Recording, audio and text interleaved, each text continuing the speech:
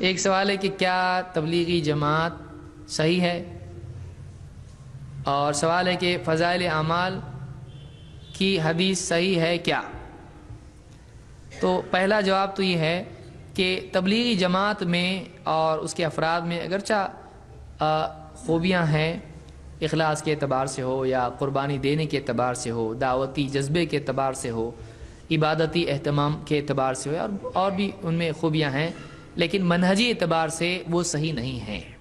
بہت ساری شرکیات، بہت سارے بدعات اور بہت ساری حزبیت ان میں پائی جاتی ہے، لہذا وہ کسی عالم کی بھی بات نہیں سنیں گے اگر وہ ان کی جماعت کا نہیں ہے، چاہے قرآن و سنت کی بات کرے۔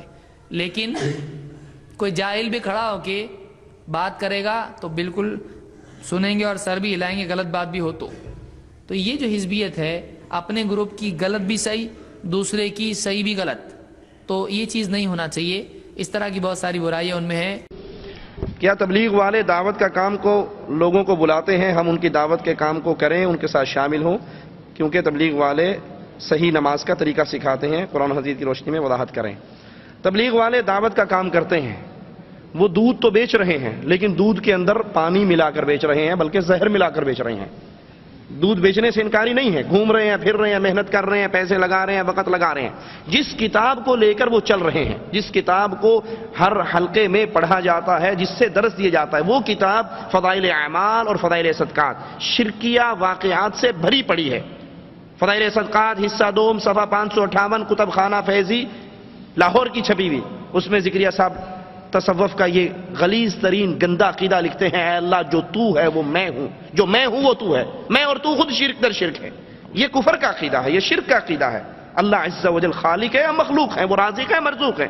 اب اس کتاب کو لے کر وہ گھوم رہے ہیں، یہ کتاب پڑھی جا رہی ہے، اس کتاب کے اندر جو چیز لوگوں کے کانوں میں ڈالی جا رہی ہے اس کے اندر کفریہ اور شرکیہ واقعات اور جھوٹے واقعات بے بہا ہیں۔